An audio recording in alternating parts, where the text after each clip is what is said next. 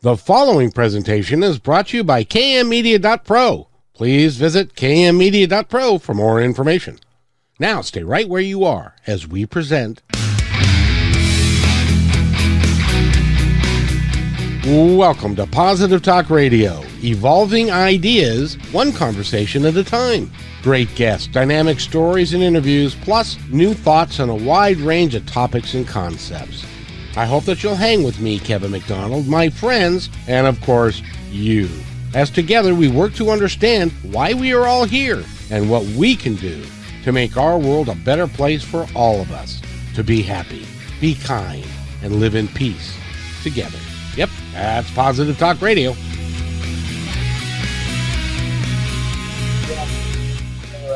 Positive Talk Radio. I hope everybody can hear me just fine. And Nathan, how do I sound? You sound great. Thanks, Kevin. Oh, that's pretty cool and stuff. And this is live radio, and so we want to make sure that our guest Jessica can be heard properly. Jessica, go ahead and say something profound. Oh, no pressure. Okay, it looks like maybe you need to enable the microphone on your Zoom there, Jessica.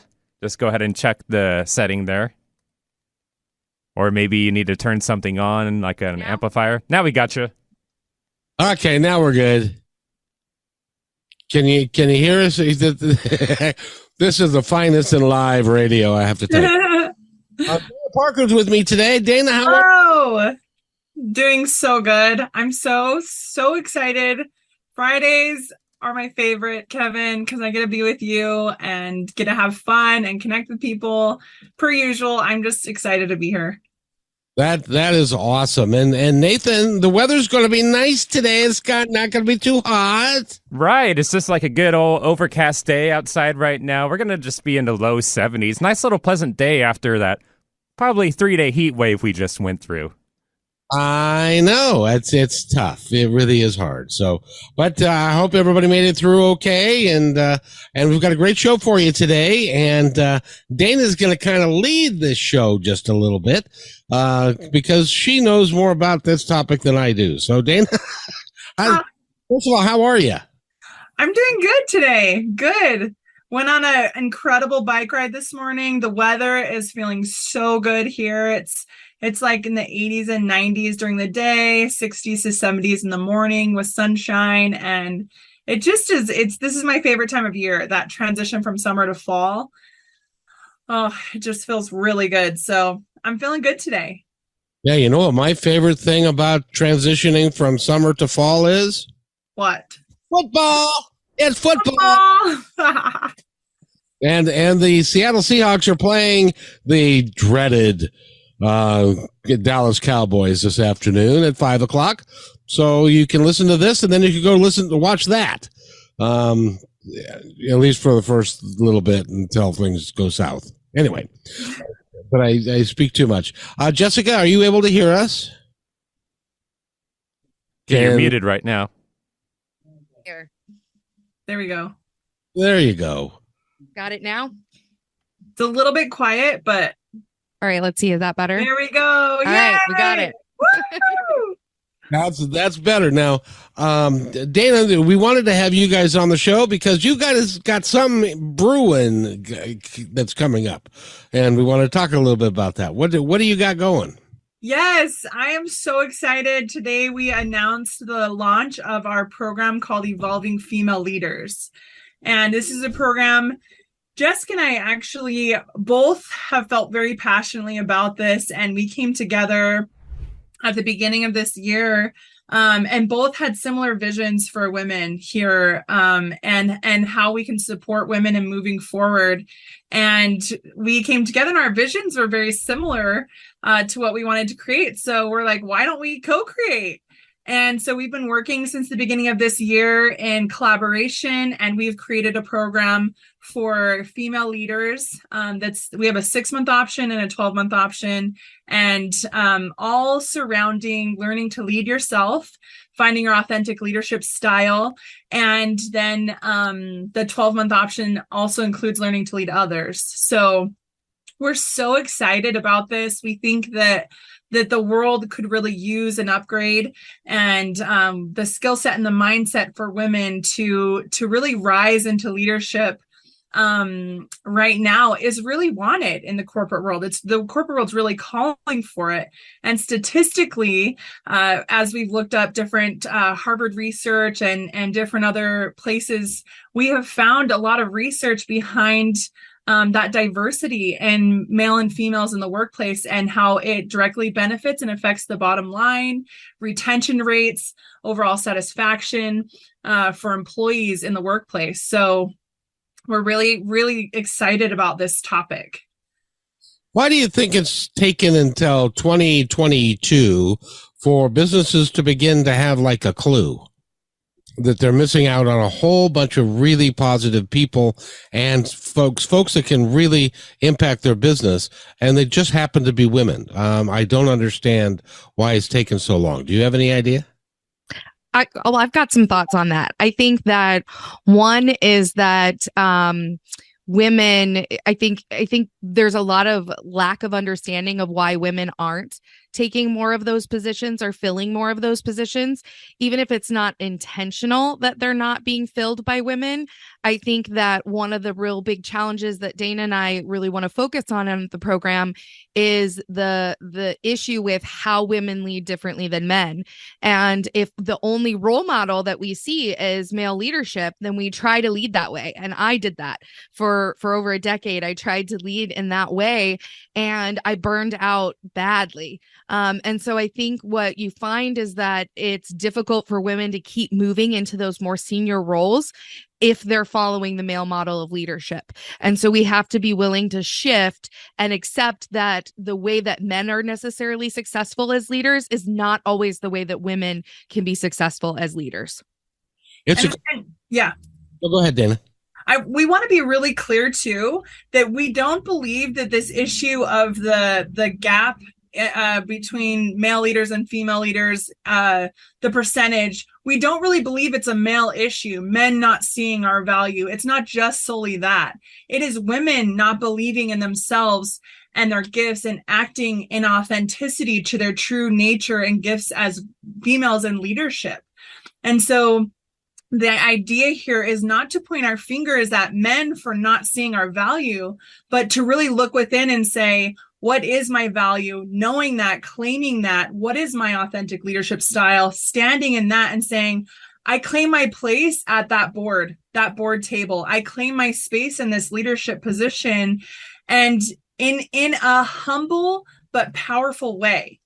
It's I deserve and choose to see myself as valuable enough to be at that table and to have a place and to add value in my own unique way as a woman. Not that I'm better than the men, not that we're going to go into overcompensation, which is very much like, I deserve this. And it's that really push and overdoing it. We're not going to that place.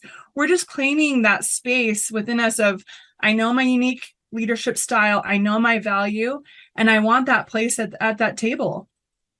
You know, it's been a long time that women who become leaders have always felt like, and maybe Jessica, you could speak to this, they felt like they had to be masculine, man-like, tough, all of those things. But I found that the best female leaders that I've been around, and I've been in the restaurant industry and other places, are people who use their innate gifts in a unique way that can, and you guys bring more compassion and understanding and a lot of different things that are different than what men bring. Do you find that to be true? 100%. I mean, I grew up in the industrial process control space. So you can imagine there's not a lot of female leaders in that space. And the only examples I had were male leaders. Yeah. What exactly is that what you just described?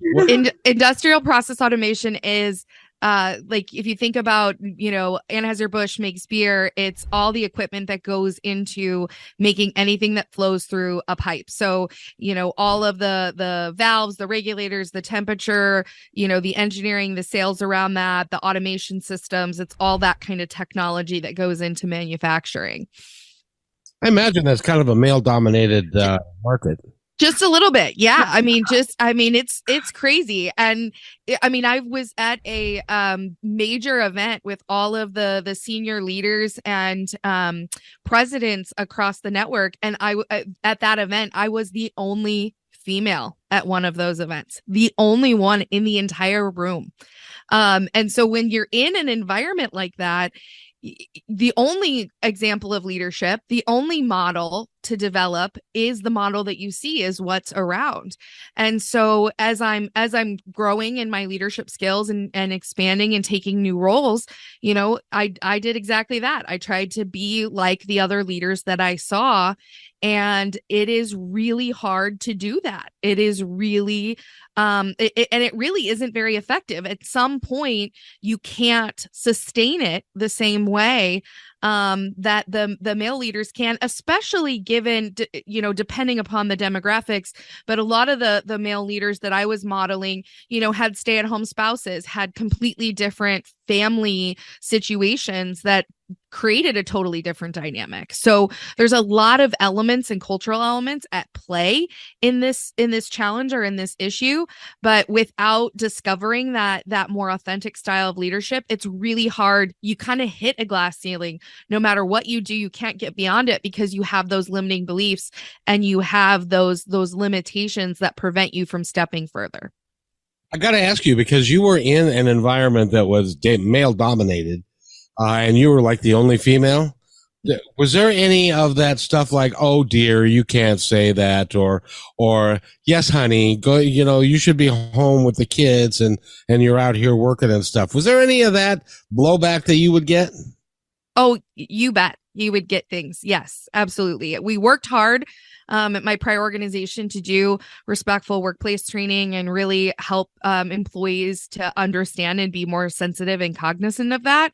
But certainly when you're off with a bunch of, leaders at the bar, having nightcaps and, having discussions, all of that stuff comes up, comments like, when I was pregnant with my twins, I had twin 3-year-olds, they asked me, maybe you're not going to want to come back. Maybe you're just going to stay home after that. And, comments like that. And my husband and I used to joke because he works as well. And nobody would ever ask him those questions. So it was just a completely different experience. Now, Dana, it seems to me that in a lot of cases, when you look at leadership styles and you look at a male leadership style as being tough and aggressive and positive and really a go-getter, a guy that really, really has his act together, you put the same attributes with a female, and what you get is them saying, man, what a B.I., whatever that word. Right. Whatever that word is. Yes. How do you get around that? Well, I think that's where as women, it's not that we can't be powerful, because we can. And that's the point, is your authentic power and how you come across is everything. And so I really do think we have some cultural norms and cultural things to undo here and unravel.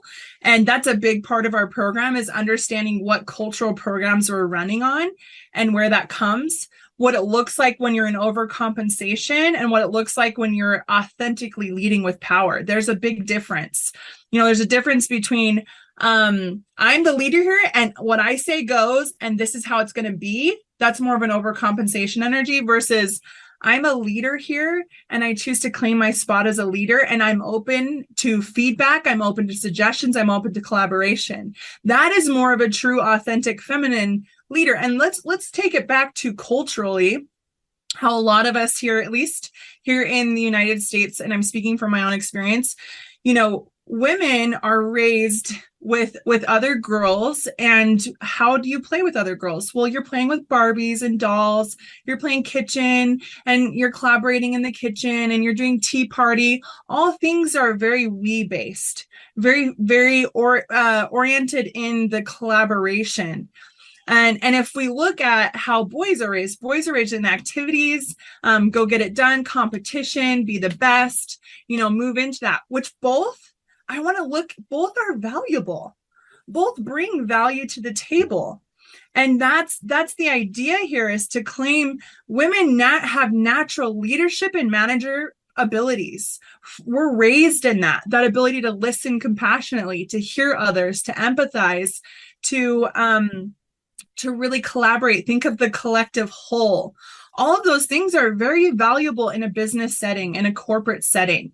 And this is why there's higher retention rates when we have women in top leadership positions in companies. And that competition, or that I'm going to go get her, make it happen, like competitive nature in men, that can bring a balance to a lot of things, the risk taking and all of that. Having that balance in the corporate setting is powerful. That's a powerful combination. And that's what we're talking about when it comes to leadership.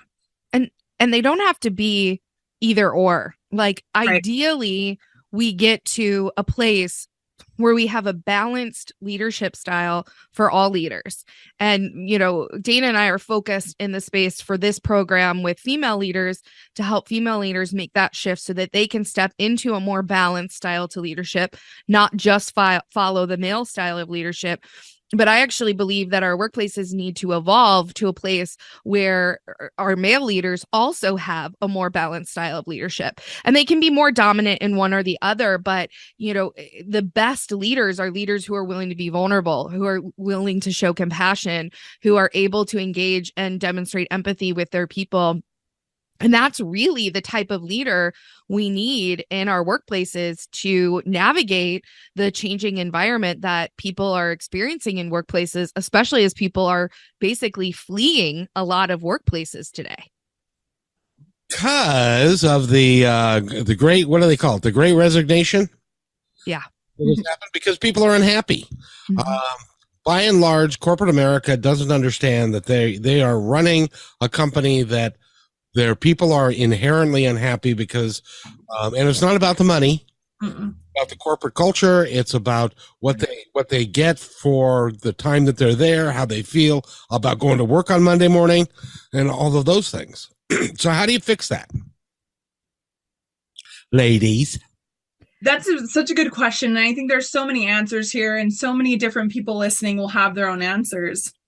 But I really do feel with what's happening in the world, it's showing us that there is a call from the collective to change our ideas and how we function in the corporate world, that the old structure and old ways are actually dying out.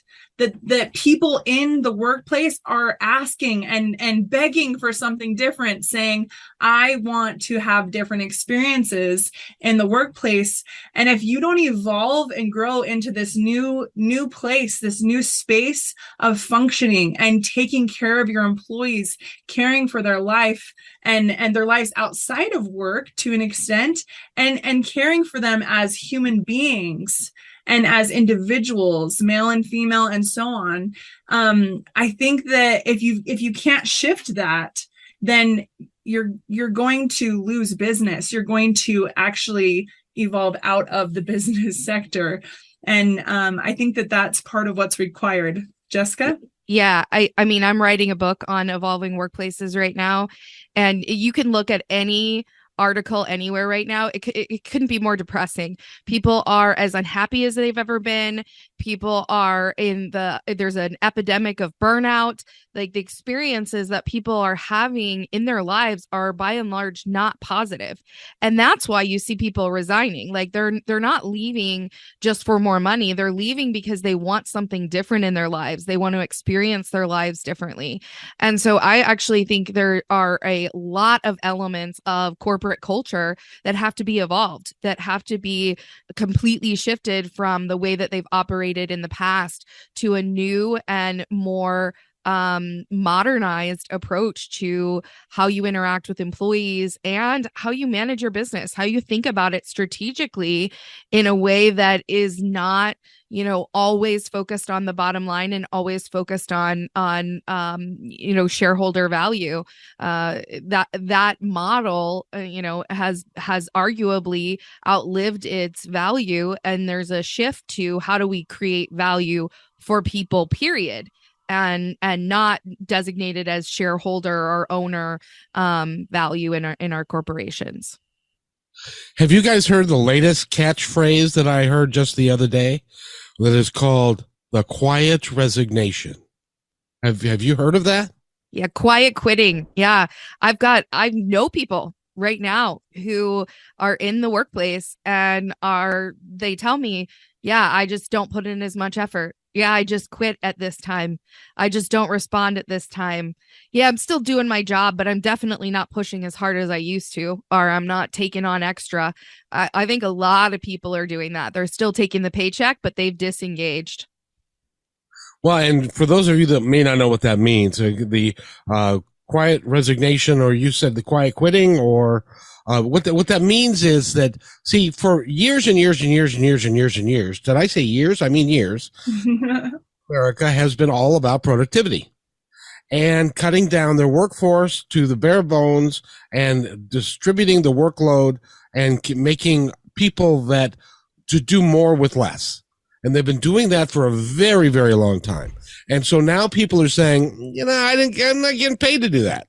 So I'm not going to do it. And I'm not going to do it well, or I'm just not going to do it. And then what are you going to do? Fire me because you don't have anybody to replace me.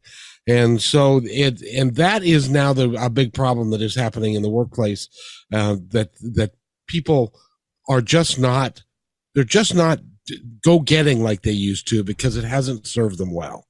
They'd like to have a life. And the pandemic, in all of its negativity that it caused, all the pain, all the death, one of the things that happened was when people had to stay home, they said, oh, this is what my house looks like.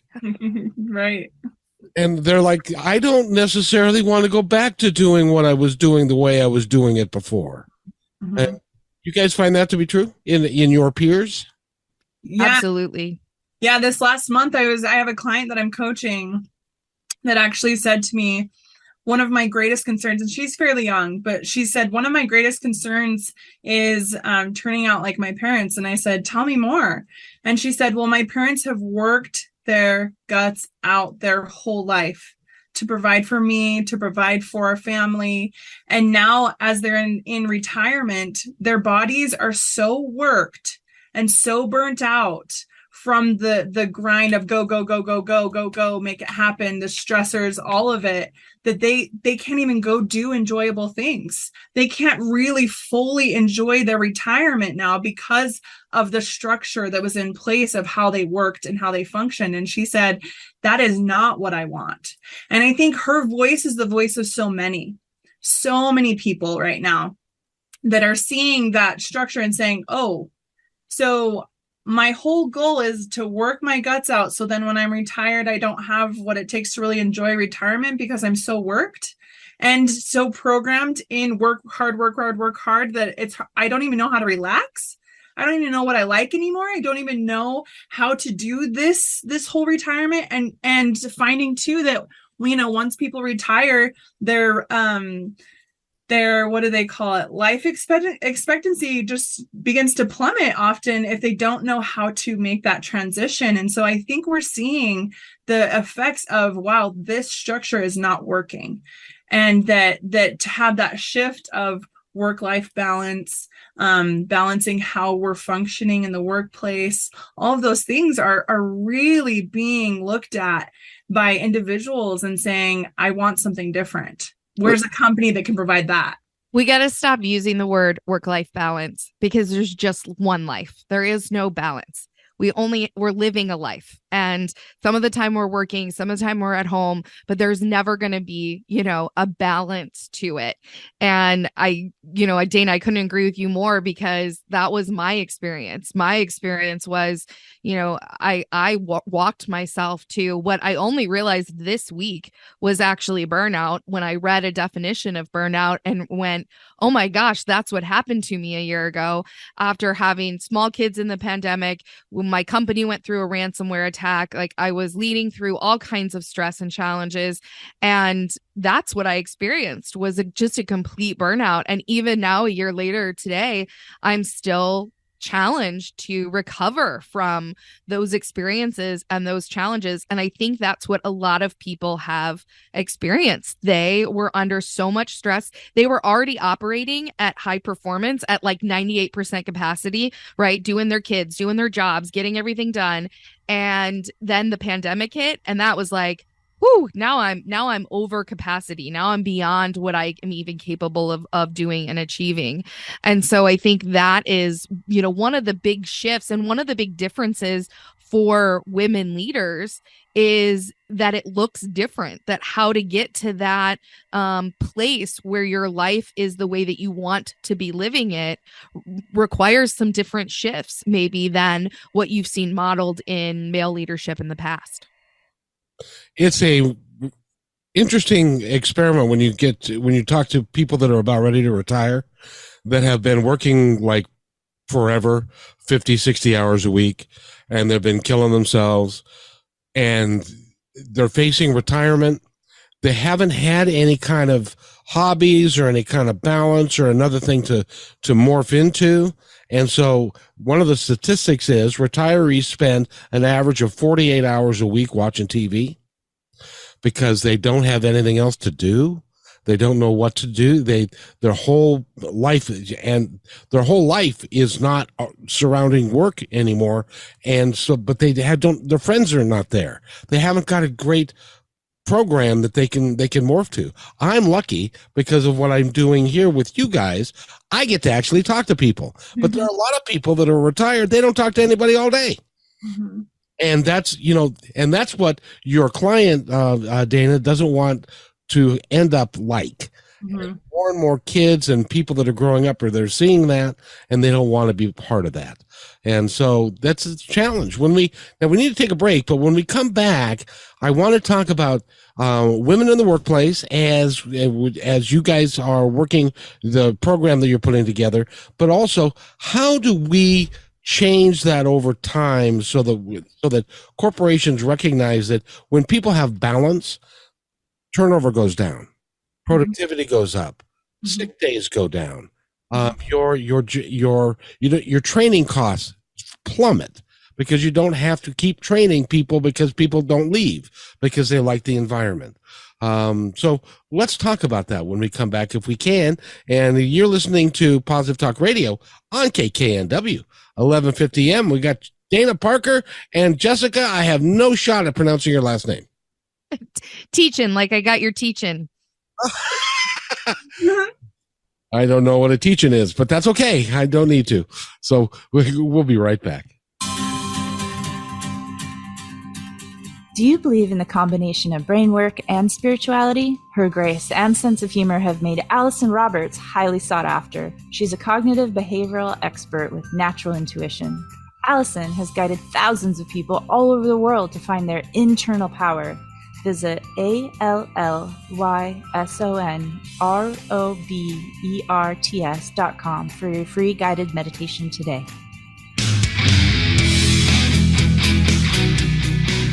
My name is Kevin McDonald, and I created Positive Talk Radio on KKNW 1150 AM. And if you like what we're doing here, evolving ideas one conversation at a time, we have so much more to offer you on positivetalkradio.net. Over 160 podcasts and growing. Great positive guests and many thoughts and ideas designed to help you and your family live life just a little bit better. You can even contribute to our work by becoming a member and receiving lots of cool stuff. Please check it out. I created PTR because now's the time for positive change, and nothing else matters. Again, visit positivetalkradio.net, and thanks for listening. When you want to say more than words communicate, you can with flowers. Your custom boutique floral studio in Bothell, Washington is anaturaldesign.com, connecting you to nature through the language of flowers. Where your people are is where our flowers are beautiful. Your success is our goal. Now through New Year's Eve, here's your exclusive bonus for being our appreciated listener. Type in promo code Positive Talk Radio at checkout to receive $20 off your order. Our gift to you for being here with us today. anaturaldesign.com. Have you ever said, how did I do this again? Want to create your own powerful life? Well, Allison Roberts can help resolve the issues that keep repeating by creating a new outcome. She is one of the top 100 coaches in the world and will help you achieve your dreams. Email her at allison@allisonroberts.com or visit allisonroberts.com and receive a free guided meditation and discover all of her ongoing programs and events. And welcome back, everybody, to Positive Talk Radio right here on KKNW 1150 AM. We are blessed today to have a couple of really, really cool people. Then Dana Parker is here and Jessica Tietjen. Okay, so I now get it. Now we're teaching you. Yeah, you're teaching. That's awesome. And we're talking about some women's issues in the workplace and how they have put together a program, a 6-month or 12-month program to help you. Well, I'll let one of you guys explain it. Jessica, go ahead. Yeah, so it's a 6 to 12 month program for women to join and evolve their performance so that they can move to that next level of leadership, so they can find their authentic leadership style and learn how to lead from a place that balances their style with the feminine and masculine approaches to leadership. Do you find that women who go into leadership sometimes don't know how to be a good leader using their intuitive gifts and their own gifts? Well, I would argue everyone that goes into leadership doesn't know what they're doing when they start out, but certainly, yes, also women, I think, don't know how to tap into their own strengths and their unique strengths that are different than maybe the male leaders that they're modeled. Well, and they model themselves after what they know or after what they see. And so this is a brand new type of leader that needs to be created in this country. And I think a lot of them are going to be women. Women are some of my favorite people. My mother is actually a woman. No, I'm kidding. So Dana, in the workplace that we have and what you're doing, you're going to help people live more authentically and be who they really are and with power.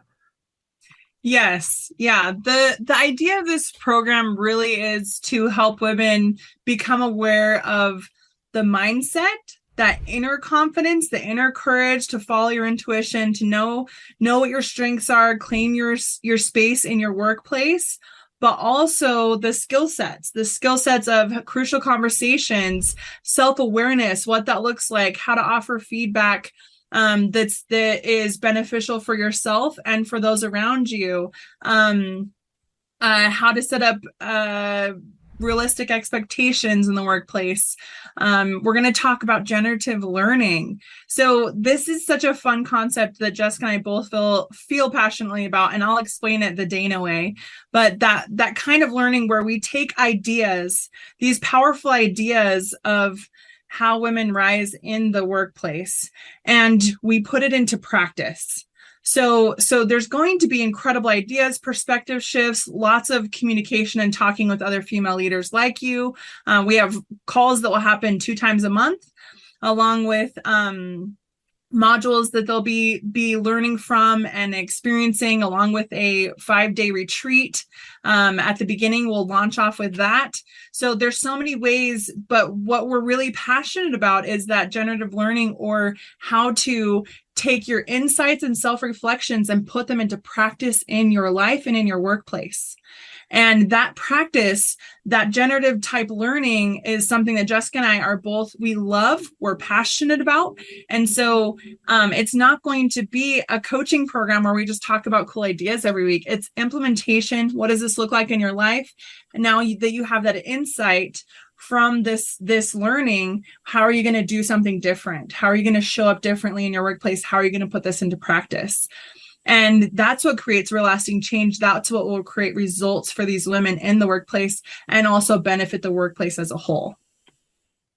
Jessica, do you find that utilizing a program like this, that you can teach women a new way to be? I think what we end up teaching women or helping women identify is their natural way of being. is the way that if they weren't programmed otherwise, if they hadn't been modeled something different, it's their more natural state of how to show up and how to exist.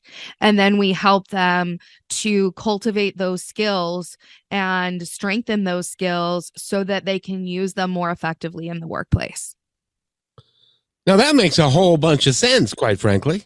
Now, I wanted to touch on this topic because right now in our country, we've got this thing about rights, and women seem to be losing some rights and things. And I don't even know how to phrase the question, really, is that times are difficult, and they seem like we're not moving forward like we could be for total equality. As an example, the Equal Rights Amendment still has not been passed. And that's from all the way back in the 70s. Women are constricted in certain manners and ways, which is kind of new, and I wish that it wasn't progressing that way. But how do you work with maintaining your rights and maintaining your balance and working and embracing your femininity and being a leader and doing all of that? It seems like you guys are having it's a really difficult time right now for the female gender in our country. Would you agree with that, or is it not? I'm not one of them, so I don't know. Yeah, I mean, I hesitate to speak on behalf of all females everywhere because we're so different and have different situations. But certainly, yes, I think it's challenging. I think I think the reactions and our responses, our emotional responses to the situations that are happening in our environment politically or even locally, and how we feel and how that impacts the way that we exist is significant. And so no matter how you react to them, it's a different type of reaction when it's impacting you directly, and it's impacting people that you care about directly. And so I think it's a challenging time, and I think that that's probably the best time to experience something different and to shift, not just individually, because we have to shift and control what we can from that standpoint, but it's also a call to workplaces and organizations everywhere to shift how they're showing up in response to the current political environment and cultural environment. Dana? Yeah, I always go back to the individual. The basis of coaching and my world and how I approach the world is very much of an internal, one individual at a time, one woman at a time. And you look at, like, a great example, big picture of what I'm talking about is, and I guess the overall idea that I'm saying is, when we see one woman rise into leadership, it breaks the glass ceiling, and then we see more and more and more and more. That's how our world works. You look at Roger Bannister, right, who broke the record for the fastest mile, and then all these people followed. And this is the idea that Jessica and I are creating this space for, is that when women see other women rising in their workplace, rising in the space, believing in themselves, it is a mirror to them of what that looks like, and how and an inspiration for them then to rise and step into that. And I think that that's how we make a difference in the world as a whole and change this cultural paradigm, is within us internally. We as women deserve to hold the vision clearly in our minds of a world where we are equal. That's what I'm talking about by claiming that space. It's not clawing for it, claiming it in an overcompensated way, but claiming that space of, I value myself. That's the internal confidence I'm talking about. I value myself, and I put myself next to the men at the table. And I confidently speak, and I confidently share my ideas, and I know who I am, and I know the value I bring to the table, and I own it and claim it, because I'm a feminine, powerful creator, right? And so the more women that stand in that place of, if we're talking the rights of women too, I claim this right that I have to my own body? How many women live in that every day? I claim this right to my body. This is my body. I claim it. We're not taught that as women.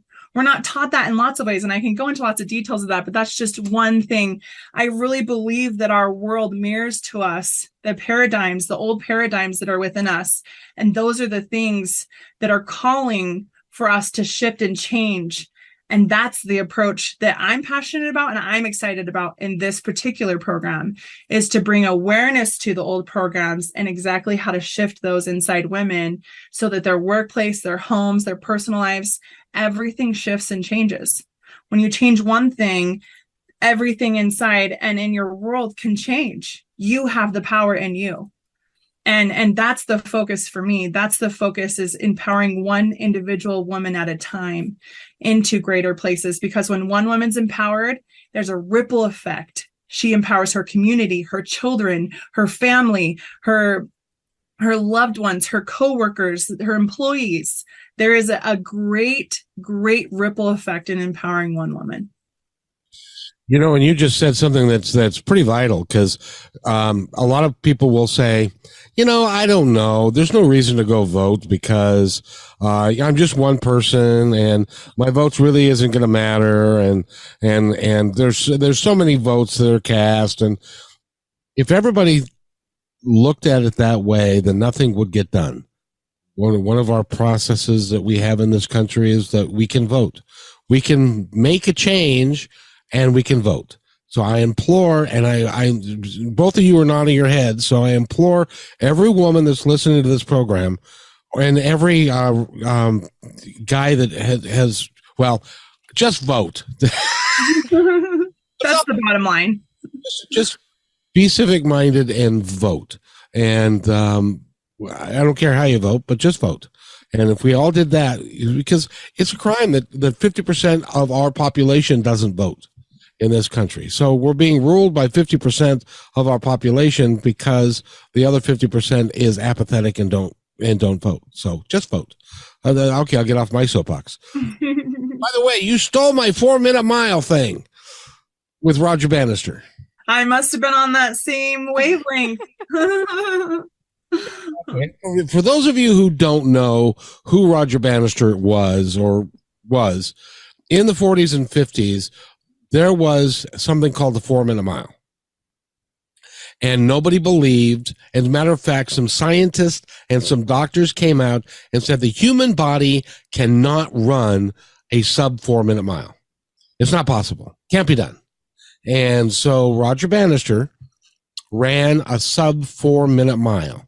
Now it's high school kids today are running sub 4-minute miles. And at one time, it was thought that was not possible to be able to do. So the ability that we have to affect change and to make things better for ourselves and our children is always going to be there. And I applaud what you guys are doing. I think this is awesome for somebody that would really like to break down the barriers that they have been feeling their whole life.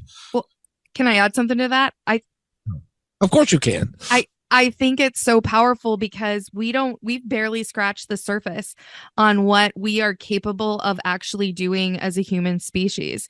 And so when you actually tap into all of the capabilities and intelligences that exist within us and get them into balance, get them into harmony, get them into a state where of that authenticity or that place of being rather than just doing, that is where we can really see transformative change, not just within the individual who experiences it, but within our cultures overall. Because so much of our preconceived notions about limitations in what's available and limits in how fast you can run a mile, those examples are all false truths that we can actually break through. So when we help people, women, whomever, get to that level of performance, they actually are able to achieve significantly greater performance results with less time, less stress, less of the negative consequences that we see,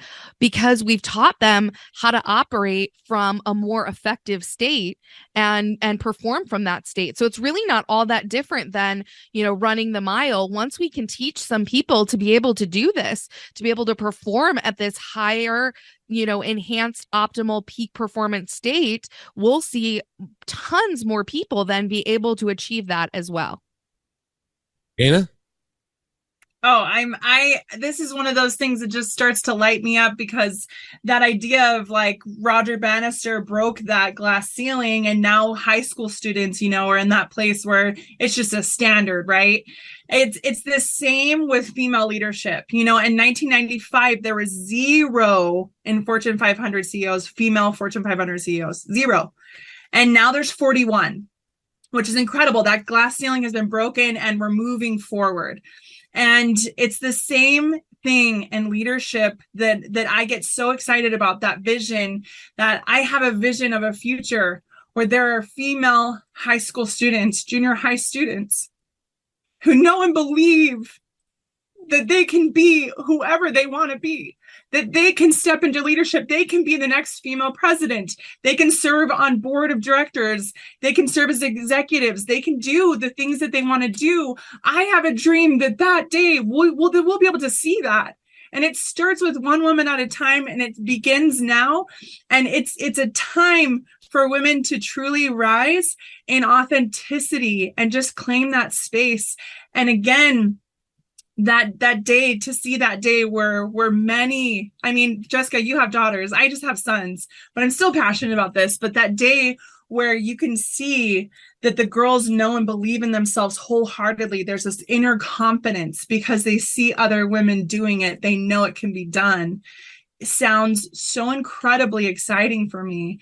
And it makes me wonder on a large scale what the ripple effect will be in business, in our politics, in our healthcare, in every part of our world when we bring that back into balance and see the two as collaborators or co-creators, the male and the female coming together and bringing balance back into all these different areas. That is an exciting time. Now is an exciting time.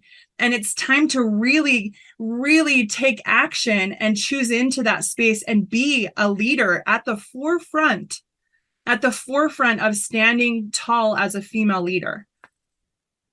Jessica?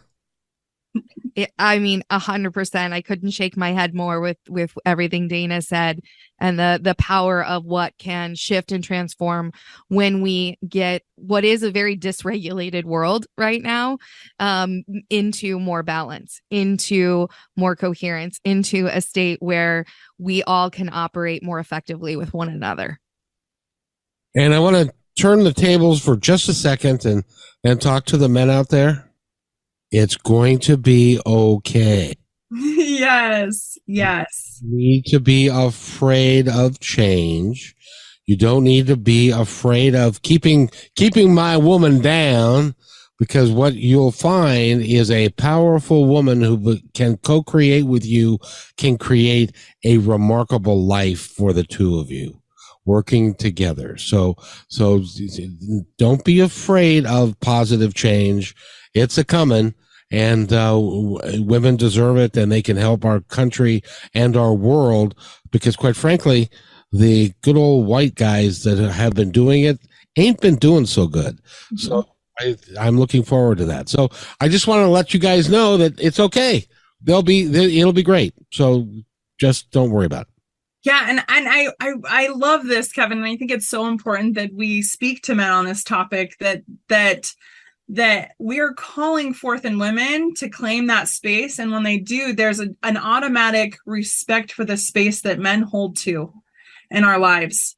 Especially from my own personal experience, I want to speak to this, that being in a relationship now with somebody, a man that encourages me, that pushes me, that supports me, is like, yes, you make more than I do. You go, girl. Like, just in full support of that. And it means nothing about him as a man if I make more than him. To be in that kind of space has helped me rise and thrive in such huge ways, but also really value what he brings to the table and who he is as an individual too, because I'm valuing me more because I am in my authentic power, and I want to see him rise and me too.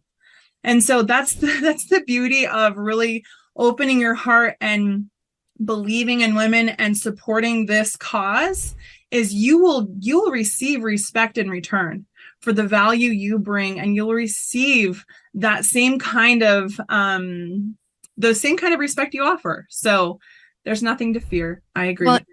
And I think, Dana, too, I think if a way that I like to think about it is that we're not trying to take over the table. No. We're just trying to add more seats. Yeah. And that when we do that, we can actually create more outcomes, more results, greater performance in our businesses, in our companies, in our communities by adding these resources, these seats, in order to bring back balance. And that's where you'll see the outcomes. Well said. Very well said. And I just want to say this, and this is just for me. This is not anybody else that I'm talking about here. But if you feel like in order for you to be a man that you have to keep a good woman down, I encourage you to get therapy and to get help, because you're not doing anybody any good. You're not doing your kids any good. You're not doing your wife any good, and you're creating another generation of dysfunction. So if that's your opinion, if that's how you feel, if you're fearful, go get counseling, please. Did you guys agree with that? Yes. Yeah. And I think it's the same for a woman. If you have, ideas about men don't believe in me, men don't value me, men this, men are abusers, men that, get support and help to iron some of those things out.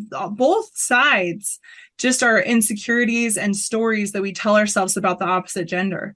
That's all. And they just want to be straightened out a little bit, and both can work on that. Absolutely. And I hope that we do. And, I talk to a lot of coaches. Two of them are right here, Dana Parker and Jessica. And I talk to a lot of coaches, and everybody could use a coach. Everybody needs a coach. I know Dana has a coach, and I suspect that Jessica has a coach.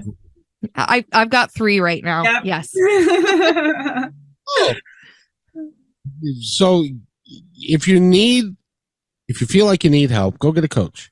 Somebody, and there are some really outstanding people that are in the coaching profession these days. And if that's not enough, go get a therapist. And I think, the older I get, the more I realize how dysfunctional we all are.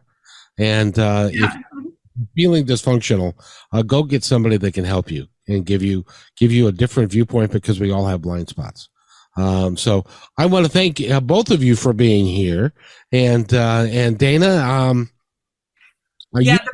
go ahead. If you're interested in this program, you can go to evolvingtoexceptional.com/evolving female leaders program, or you can Google Evolving Female Leaders Program and you'll see the evolvingtoexceptional.com. You can also find me at innerworld.dana on Instagram and set up a discovery session to learn more, or find me at Dana Parker on Facebook, and just reach out and set up. You can get into my calendar and just set up a time to reach out and to learn more. Jessica, where can people get a hold of you and find you so that they can learn more too? I'm on all the platforms as Jessica Tietjen, JD. So that's my attorney background there. So you can find me on any of the platforms under that username. And Tietjen is spelled Tietjen. Yes. Jessica Tietjen. I can't pronounce it because I can't spell it. Yeah. So, ladies, I'm going to give each of you, we've got about 2.5 minutes left in the show. I'm going to give each of you a minute to say anything to our audience that you would like them to know, the ones that are listening now, and we're going to turn this into a podcast, which will be on positivetalkradio.net. Jessica, you're the guest. Go yeah. So I want to share that for me, this is a deep passion for me based on my experience as a female leader and my experience going through some of the challenges that I've gone through. I just published a book this week titled Fiercely Cherished Beings. And it is the story of my discovery, my coming back to and dealing with those limiting beliefs and the fears and things that hold us back. And so I would just invite the audience, if they're, not part of or wanting to be part of a program, that you could pick up that book. But if you are and you feel that tug or that nudge on your heart to join this program, or that you could be bigger than you are today, to say yes to yourself and make that investment, because it's 100% worth it. Whether it's me or Dana or any other coach or program out there, say yes to yourself and invest in your own development. It will be worth it. Dana? Yes. My invitation is anyone listening, I want you to ask yourself right now, what woman in my life could use this message?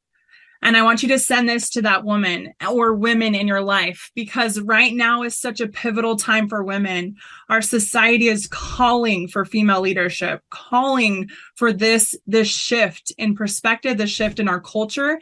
So send this to women, share this with women, and everyone that does will actually get a thank you. If the person you share it with signs up, you'll get a thank you from us and $100 in a thank you. We appreciate your sharing this with women. And let's all together shift the old cultural paradigms and shift into this new place and bless the women in our lives. And I want to thank everybody for being here, Jessica and Dana and Nathan as well. We got to go, but we'll be back Monday at 9 a.m. And by the way, be kind to one another, because, each other's all we got. We'll see you next time.